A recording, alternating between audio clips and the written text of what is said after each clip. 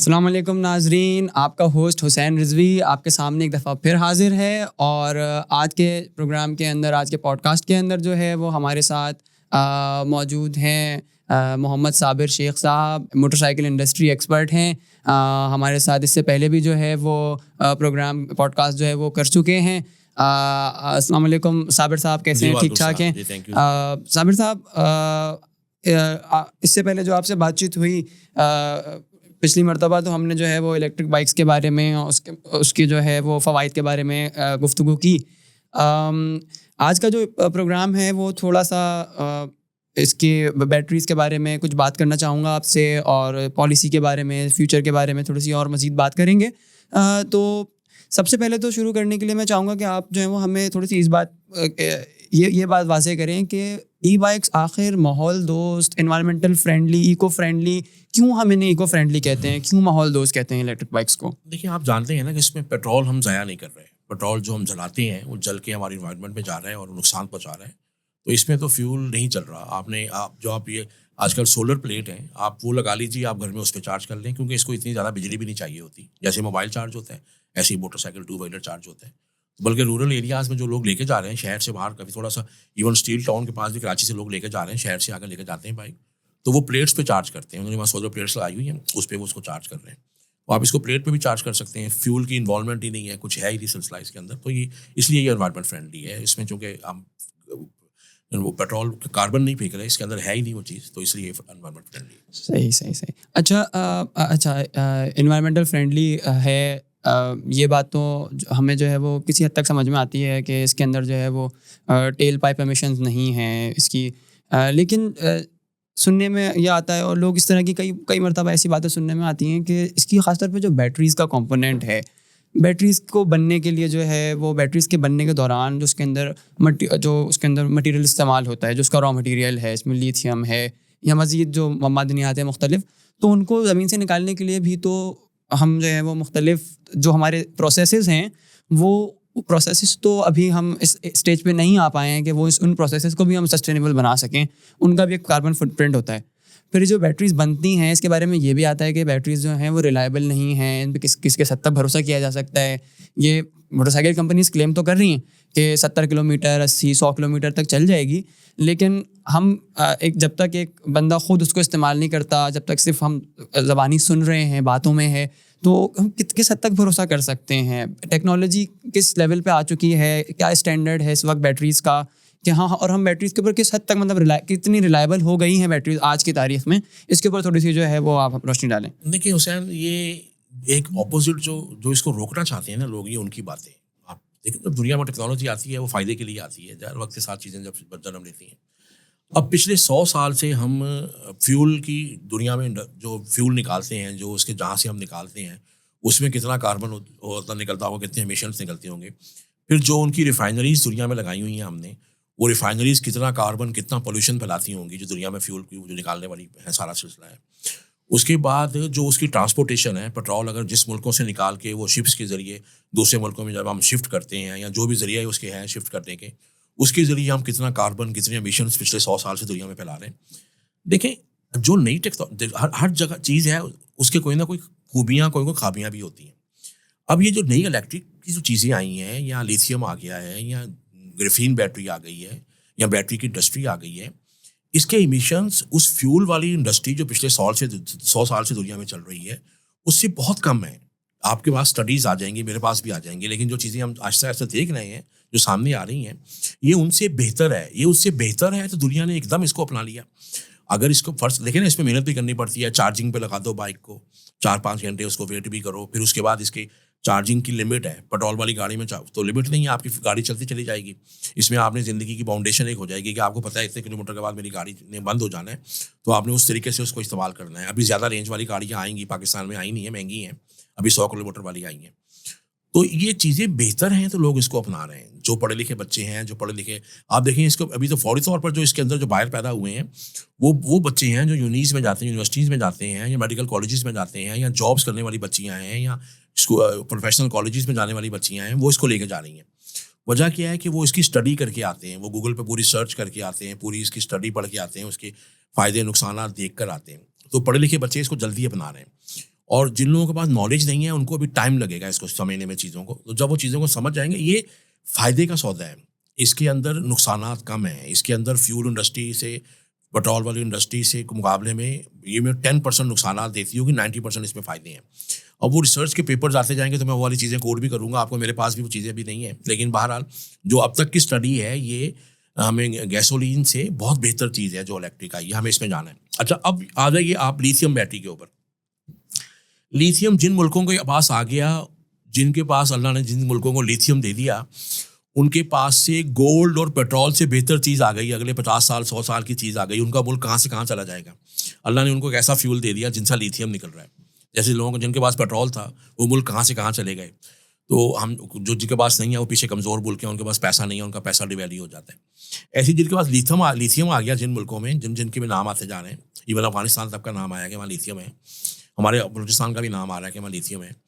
तो जहाँ लिथियम निकल आएगा तो गुड लक है हमारा, हमें इसको निकालना है ताकि हमारा मुल्क, हमारे पास पैसा आए और हम दुनिया को बेचें और उससे कमाएं। दूसरा ये कि देखें, जो हमारा मुल्क है, पाकिस्तान जैसा मुल्क हो गया, इंडिया हो गया, बांग्लादेश हो गया, श्रीलंका हो गया, हमारे जो साउथ एशियन कंट्रीज़ हैं, या दुनिया में और भी अफ्रीकन कंट्रीज़ कुछ ऐसे हैं जहाँ गर्म इन्वायरमेंट है, गर्मी होती है। गर्म मुल्कों के लिए लिथियम बैटरी सूटेबल नहीं है। हमारे मुल्क में लिथियम नहीं चलेगी। हमारे पास एक नई टेक्नोलॉजी आ गई है, ग्रिफीन। ग्रिफीन भी चाइना नहीं निकाली है, उस पर स्टडी भी चाइना नहीं की है। ग्रिफीन बैटरी जो है वो गर्म मुल्कों के लिए सूटेबल है, ख़राब नहीं होती और वो आग लगने का खतरा नहीं होता। लिथियम जो है, जैसे अभी पिछले 3-4 दिन से कराची का मौसम शुरू हो गया और अगले 4-5 महीने ये मौसम रहना है, इस मौसम के अंदर लिथियम ज़रा ख़तरनाक होती है। जब ओवर हीट हो जाएगी और लिथियम फुल चार्ज हो तो उसमें आग लगने का खतरा होता है। ऐसे ही जैसे हमारे लोग थोड़ी लापरवाही करते हैं, तो लिथियम भी चार्जिंग के लिए 3 से 4 घंटे लेती है। तो हम 3-4 घंटे लगा के उसको छोड़ दें और पता चला रात को लगा दी थी तो वो 8 घंटे लगी रह गई, तो ओवर चार्जिंग पर भी लिथियम में आग लगने का डर होता है गर्म एनवायरनमेंट के अंदर। तो हमारे मुल्क में लिथियम नहीं आएगी, हमारे पास ग्रेफीन है। ग्रेफीन सेफ बैटरी है।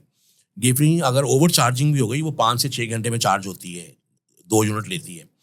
और अगर वो ओवर चार्जिंग भी हो गई, 8 घंटे, 10 घंटे, 12 घंटे लगा के भूल गए, चार्ज होती चली जा रही है, तो उसमें आग नहीं लगेगी, वो खतरनाक नहीं है, वो सेफ है गर्म एनवायरनमेंट के अंदर भी। इसी तरह ग्रिफिन जो है, हम गर्म मौसम में बाहर चला रहे होंगे और बहुत हीट होगी वेदर के अंदर और फुल चार्ज बैटरी होगी, तो उसमें आग नहीं लगेगी, ग्रिफिन सेफ है। तो देखिए, अब ये बैटरी टेक्नोलॉजी आ गई है, ये आप कार्बन नहीं फेंक रही, ये किसी किस्म के एमिशन नहीं फेंक रही, ये लोगों को नुकसान नहीं पहुंचा रही और फ्यूल कॉस्ट भी बचा रही है और इन्वायरमेंट को भी सेव कर रही है। हमें इन बैटरियों पे जाना है, ये बैटरियाँ ही हमारा मुस्तकबिल है। सही। अच्छा, बैटरी की टेक्नोलॉजी जैसे आपने बताया कि बेहतर हो गई है और भी बेहतर होती जा रही है जो वक्त के साथ साथ, और टेक्नोलॉजी में एडवांसमेंट आती रहती है। बैटरीज़ के बारे में हम एक चीज़ जो है वो और भी सुनते हैं कि बैटरीज़ को जो है, जब बैटरी का लाइफ साइकिल पूरा हो गया तो इसकी जो डिस्पोजल है, उसके जो तरीक़ाकार है, उसके ऊपर भी जो है ना बहुत सारे सवालात होते हैं कि वो एनवायरमेंटल फ्रेंडली नहीं है, वो काफ़ी ज़्यादा हैज़ार्डियस हो जाता है एक मामला। तो इसके हवाले से भी बताइए और ये भी बताइए कि रिसाइकलिंग का जो प्रोसेस है बैटरीज़ के लिए, वो हमारे सिस्टम में, पाकिस्तान के हवाले से बात करें तो हमारे सिस्टम में वो मौजूद है रिसाइकलिंग का तरीक़ाकार बैटरीज़ के लिए, और अगर है तो वो क्या है, और नहीं है तो जो उसका डिस्पोजल का तरीक़ाकार है, अगर कोई बैटरी रिसाइकिल नहीं हो सकती है तो उसका जो डिस्पोजल है उसके बारे में आपका क्या ख्याल है, उसका जो तरीक़ाकार है उसको कैसे बेहतर बनाया जा सकता है? देखिए, लिथियम बैटरी का डिस्पोजल थोड़ा मुश्किल है, जो मेरी थोड़ी सी नॉलेज है मेरी इसके ऊपर, वो हमारे मुल्क में आनी ही नहीं है। हमारे पास तो ग्रेफीन है। ग्रेफीन जैसे हमारी बैटरीज हम मोटरसाइकिलों में और गाड़ियों में यूज़ करते हैं और उसको हम रिसाइकिल करते हैं, इसके अंदर भी ऐसे ही होगा। पुरानी बैटरियाँ खुल के प्लास्टिक के अंदर चला जाएगा और मुख्तलिफ मटीरियल्स वो हम उसको डिस्पोजल कर देंगे। लिथियम तो हमारे यहाँ है ही नहीं। लेकिन मुझे एक चीज़ ये बताएं कि जो लोग ये क्वेश्चंस क्रिएट कर रहे हैं बैटरीज के, इनके वक्त के साथ, जैसे आप कह रहे हैं टेक्नोलॉजी ने अपने रास्ते खुद बनाने हैं, ऐसे वक्त के साथ चीज़ों ने अपने रास्ते बना लेने हैं और सब पता चल जाएगा कैसे हमें डिस्पोजल करना है, क्या करना है। अब हम पिछले 30 साल से कंप्यूटर्स और लैपटॉप्स यूज़ कर रहे हैं, इसके अंदर भी वही लिथियम का सेल होता है जो हम मोटरसाइकिल के बैटरी पैक में लगाते हैं। इन्हीं सेल्स की क्वांटिटी बढ़ाकर बैटरी पैक बनता है मोटरसाइकिल का, जो लैपटॉप में आप यूज़ कर रहे हैं। अब वो करोड़ों लैपटॉप्स और कंप्यूटर्स जो मुल्क में यूज़ हो रहे हैं, इसकी जो लिथियम की बैटरीज निकलती हैं वो हम कहाँ ज़ाया करते हैं, उसका वेस्ट के क्या तरीका बनाया हुआ होगा। जो तरीका उसके लिए बना है वही मोटरसाइकिलों के लिए बनेगा। लेकिन लिथियम हम मोटरसाइकिलों में यूज़ नहीं कर रहे हैं, लिथियम का डिस्पोजल मुश्किल है, वो हम मोटरसाइकिलों में यूज़ नहीं कर रहे हैं पाकिस्तान में। लेकिन जिस मुल्कों में यूज़ हो रहा है उनको पता है, जैसे यूरोप जैसा मुल्क, हमारे जैसा हालात तो नहीं है, वहाँ तो स्टैंडर्ड्स होते हैं, बड़े ज़्यादा सिस्टम्स होते हैं, वहाँ तो आप बगैर उनके स्टैंडर्ड्स के काम ही नहीं कर सकते। हम तो हमारे स्टैंडर्ड्स तो ये है ना, हमारा एक पीएस पूछ के बन जाएगा और फीता लेके बैठ जाएगा कि लेंथ कितनी है, तराजू लेके बैठ जाएगा, इसका वेट कितना है, वो आपको ये स्टैंडर्ड्स बता देगा। यूरोप में तो ऐसा नहीं है, वहाँ तो कानून होते हैं, उनके बड़े हाई स्टैंडर्ड्स हैं। तो जब वो लिथियम की बैटरी यूज़ कर रहे हैं तो उनको उनसे ज़्यादा कोई जानता है कि इसको कैसे ज़ाया करना है। तो जिस तरह वो ज़ाया करेंगे इस तरह हम भी ज़ाया कर लेंगे, हम सीख लेंगे, उनसे सारा कुछ पूछ लेंगे। हमारे पास लिथियम नहीं है, हमारे पास ग्राफीन है और इसका डिस्पोजल बहुत आसान है और उन्हीं तरीके से है जिस तरीके से दीगर बैटरियाँ आती हैं वैसे ये वेस्ट होगी और ये ज़ाया हो जाएगा। इसी बात को अगर आगे बढ़ाऊँ तो स्टैंडर्ड्स की बात आपने की, तो मैं जो हूँ इससे मेरे जहन में पॉलिसी के बारे में जो है वो जहन में बात आ रही है कि पाकिस्तान के अंदर जो है वो ईवी पॉलिसी बनी, अभी रिसेंटली बनी है, मुझे एग्जैक्ट ईयर याद नहीं है, मेरे ख्याल से 2019 में शायद बनी है। तो ईवी पॉलिसी हमारे पास बनी। तो जो ईवी पॉलिसी है इसके बारे में जो है वो आपका क्या ख्याल है कि ये पॉलिसी किस हद तक कारआमद है हमारे लिए, और इसके अंदर क्या ऐसी चीज़ें हैं जो कि इसके अंदर ऐसे क्या नुकात हैं जो इसके अंदर होने चाहिए थे जो नहीं हैं, या हैं जो कि हमारी मैन्युफैक्चरिंग को, इसकी जो है वो इसके पार्ट्स की मैन्युफैक्चरिंग को, बैटरीज की मैन्युफैक्चरिंग को, इसको जो है वो आसान बनाएं ताकि हम जो हैं वो इस इलेक्ट्रिक बाइक्स की जो एडॉप्शन है, जो इसके लिए एडवोकेसी हम कर रहे हैं, वो कारआमद भी साबित हो ये एडवोकेसी करना, और इसकी जो एडॉप्शन है वो तेज़ी से लोग जो हैं वो बढ़े इसकी एडॉप्शन बेसिकली। जी देखिए, जो पहले ईवी पॉलिसी बनी है तो उसी सेक्टर ने, उसी इंडस्ट्री ने बनाई है जो गैसोलीन इंजन को हेड करती है। वही डिपार्टमेंट्स हैं, वही लोग हैं, उसके अंदर पीछे गाइडलाइन देने वाली भी वही इंडस्ट्री है जो गैसोलीन इंजन को लेके बैठी हुई है, जिनकी इंडस्ट्री पेट्रोल वाली इंजन वाली मोटरसाइकिलें हैं। अब चूंकि पाकिस्तान में डेवलप हो गया है और इलेक्ट्रिक स्कूटर्स वाली इंडस्ट्री खड़ी हो गई है, इलेक्ट्रिक स्कूटर्स के मैन्युफैक्चरर्स आ गए हैं, अब हमको एक तो फौरी तौर पे एक कमेटी नहीं बनानी है इंजीनियरिंग डेवलपमेंट बोर्ड के अंदर या मिनिस्ट्री ऑफ फाइनेंस के अंदर, क्यू ब्लॉक में बना लें आप, या एडीबी में बना लें, या आप मिनिस्ट्री ऑफ इंडस्ट्रीज़ में बना लें, आप मिनिस्ट्री ऑफ कॉमर्स में बना लें, जहाँ मर्जी बना लें एक कमेटी, एडीबी में बना लें, बेहतर है, जो इलेक्ट्रिक व्हीकल्स को होल्ड करे। या आप माहौलियात की मिनिस्ट्री जो हमारी इन्वायरमेंट की मिनिस्ट्री है फेडरल गवर्नमेंट की, उसमें बना लें, वो ज़्यादा बेहतर है, क्योंकि वो उनको ज़्यादा पता है इन चीज़ों का कि ये हमें इस तरफ जाना है, ये इन्वायरमेंट से रिलेटेड चीज़ है। इलेक्ट्रिक व्हीकल जो है अब मिनिस्ट्री ऑफ इंडस्ट्रीज से रिलेटेड चीज़ नहीं है, ये इन्वायरमेंट से रिलेटेड चीज़ है। अगर इसको हम इन्वायरमेंट वाली इंडस्ट्री में ले जाएं तो ज़्यादा फायदा है, वो इसको ज़्यादा बेहतर समझती है।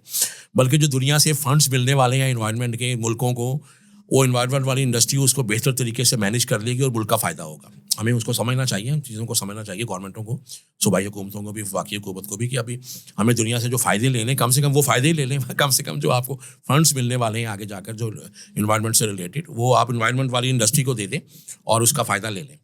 अच्छा, अब कमेटी चूँकि जिसने पॉलिसी बनाई 5 साल के लिए, इसको एक तो हमें फौरी तौर पे इसका टाइम खत्म होने वाला, साल 1.5 साल रह गया, 3.5 साल हो गए इसकी अप्रूवल को, 5 साल के लिए थी।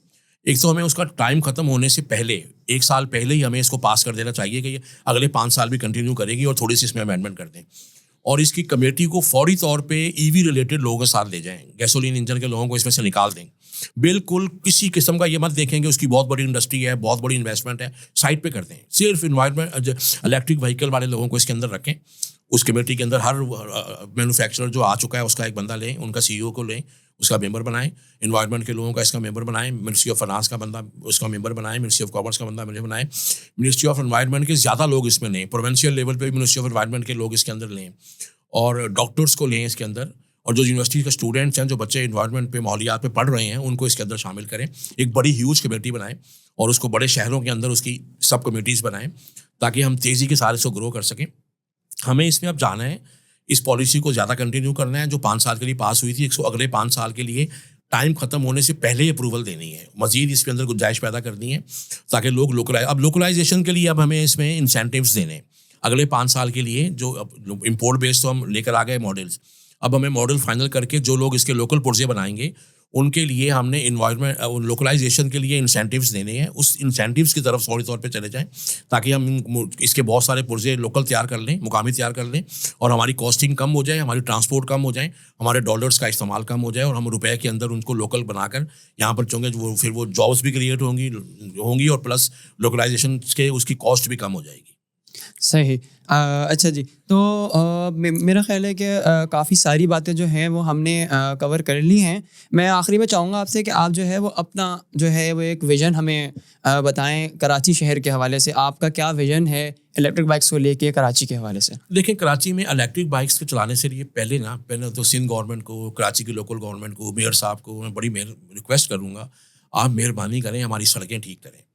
इलेक्ट्रिक बाइक्स जो हैं इनका पहिया छोटा होता है 10 इंच का और 12 इंच का, और मोटरसाइकिलों का पहिया जो है वो बड़ा होता है। जो व्हील है ना वो टूटी हुई सड़क के अंदर बड़ा बेस करता है। तो पाकिस्तान में आपको पता होगा आज से 40 साल 50 साल पहले, आपको तो नहीं, आप बहुत यंग एज है आपकी, तो स्कूटर चलते थे, उनका यही 10 इंच का पहिया होता था, 12 इंच का पहिया होता था। तो वो सड़कें उस वक्त बहुत अच्छी होती थी, रश कम होता था, ट्रैफिक कम होती थी। अब जो कि इलेक्ट्रिक स्कूटर्स आ गए हैं, लड़कियां भी इसको चलाएंगी, हमारी बेटियां बहनें बच्चियां इसको चलाएंगी, तो वो इसको इस्तेमाल करेंगे, उनके लिए सूटेबल है 10 इंच का पहिया और 12 इंच का पहिया, खवातीन के लिए बहुत अच्छा है। और स्कूटर का जो आगे से कट होता है, डिज़ाइन जो होता है, वो बाय डिज़ाइन कट जो है ना, वो ज़्यादातर डिज़ाइन एक्चुअली है ही खवातीन के लिए, उनको बैठने के लिए आसानी हो। मोटरसाइकिल के लिए जो मर्दों को एक अपनी हम पैर और टांग उठा के बैठ जाते हैं, खवातीन के लिए ज़रा वो तरीकाकार सही नहीं है, तो उनको आगे से पैर अपना घुमाना होता है स्कूटर से।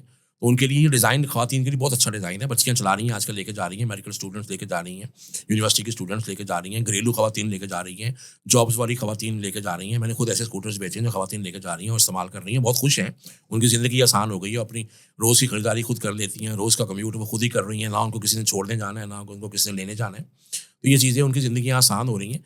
कराची के अंदर इसकी बहुत ज़रूरत है, बहुत सारी खवातीन जॉब्स पे जाती हैं, बहुत सारी बच्चियां स्कूलों में, कॉलेज में जिसमें जाती हैं, बहुत सारी बच्चियां यूनिवर्सिटीज़ में जाती हैं।